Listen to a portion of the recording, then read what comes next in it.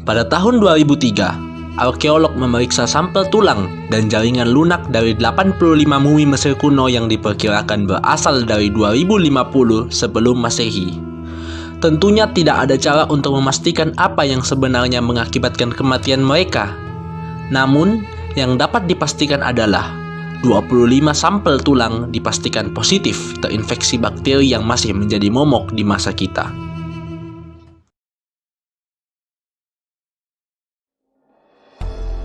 Assalamualaikum warahmatullahi wabarakatuh.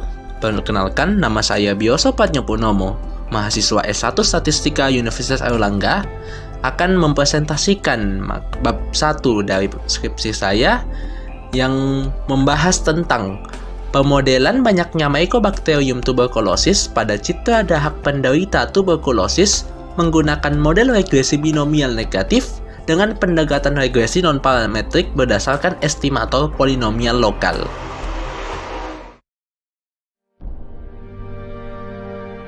Mycobacterium tuberculosis adalah bakteri yang menyebabkan penyakit menular akut yang kita kenal sebagai tuberkulosis atau TBC atau TB.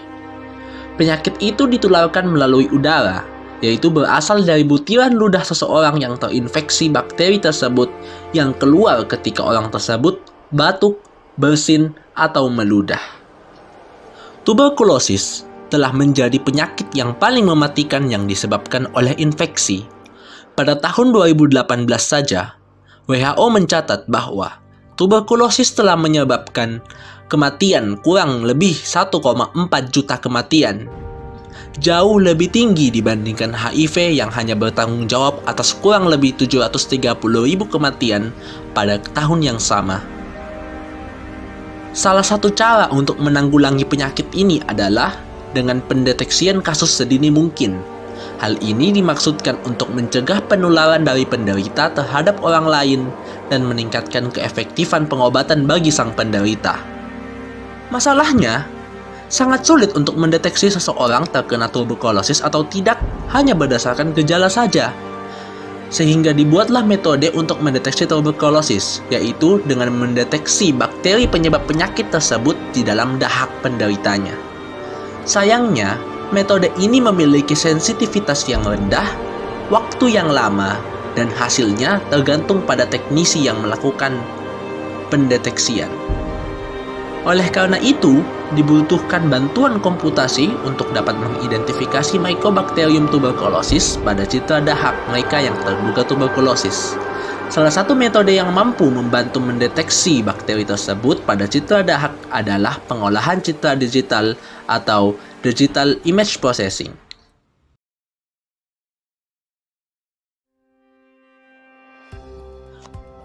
Sebelumnya, sudah ada beberapa peneliti yang membahas mengenai pendeteksian Mycobacterium tuberculosis pada citra dahak penderita tuberkulosis menggunakan pengolahan citra digital. Misalnya Makapati, pada tahun 2009 meneliti tentang pendeteksian Mycobacterium tuberculosis menggunakan metode segmentasi dan klasifikasi berdasarkan warna dan bentuk bakteri tersebut pada citra dahak yang diberi pewarnaan ZN. Meski tidak mencantumkan perhitungan hasilnya, namun penulis mencantumkan hasil pengolahan citranya dan berhasil mengidentifikasi Mycobacterium tuberculosis pada citra yang digunakan.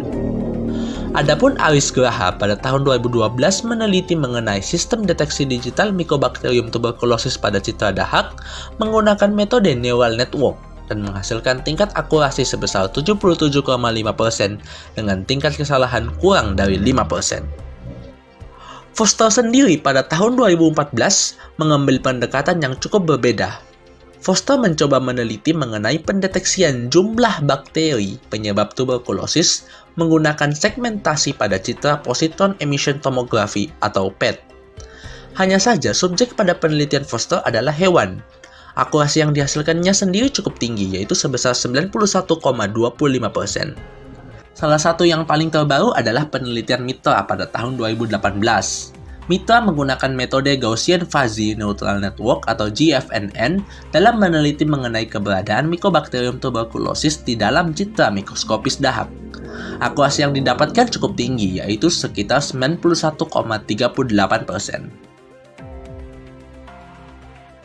Berdasarkan penelitian sebelumnya, masih sedikit peneliti yang mencoba untuk mendeteksi jumlah bakteri pada citra dahak.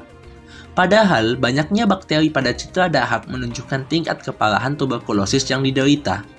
Tingkat keparahan tuberkulosis sendiri mengacu kepada skala yang ditetapkan oleh International Unions Against Tuberculosis and Lung Disease. Oleh karena itu, peneliti dalam penelitian ini akan menggunakan banyaknya Mycobacterium tuberculosis sebagai variabel untuk mengetahui tingkat keparahan penderita berdasarkan citra dahak miliknya. Perhitungan Mycobacterium tuberculosis selama ini masih dilakukan secara manual, sehingga memerlukan waktu dan tenaga yang cukup besar. Atas alasan ini, saya mengusulkan untuk membuat suatu pendekatan statistika yang dapat mengefisienkan perhitungan tersebut.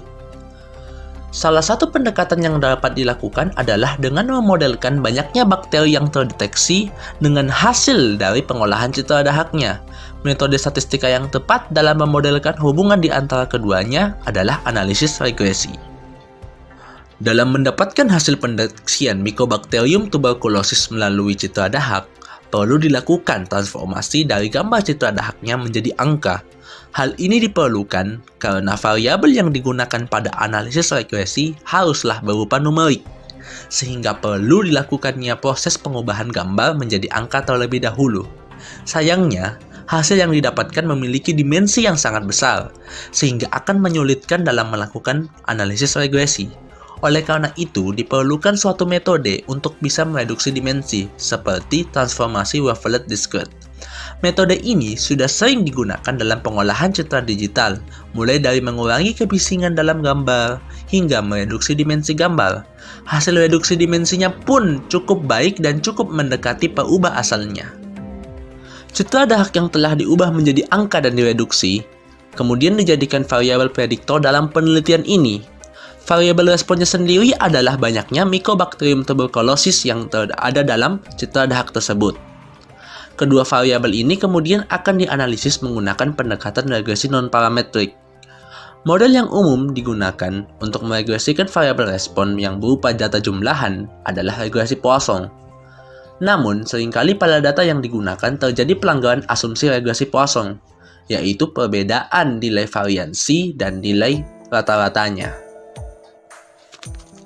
Ketika hal seperti ini terjadi, Lawless pada tahun 1987 menyarankan untuk menggunakan regresi binomial negatif untuk mengurangi tingkat kesalahan yang akan diperoleh. Untuk estimatornya sendiri, terdapat beberapa estimator yang dapat digunakan, namun kali ini yang akan digunakan adalah polinomial lokal. Polinomial lokal dipilih karena proses pembuatan modelnya yang sederhana. Seseorang hanya membutuhkan nilai parameter smoothing dan order polinomial lokal saja untuk menggunakan metode ini.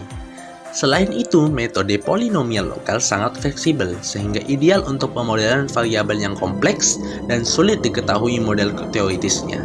Berdasarkan uraian sebelumnya, penulis kemudian mengajukan skripsi mengenai pemodelan banyaknya Mycobacterium tuberculosis pada citra dahak penderita tuberkulosis menggunakan model regresi binomial negatif dengan pendekatan regresi non-parametrik berdasarkan estimator polinomial lokal.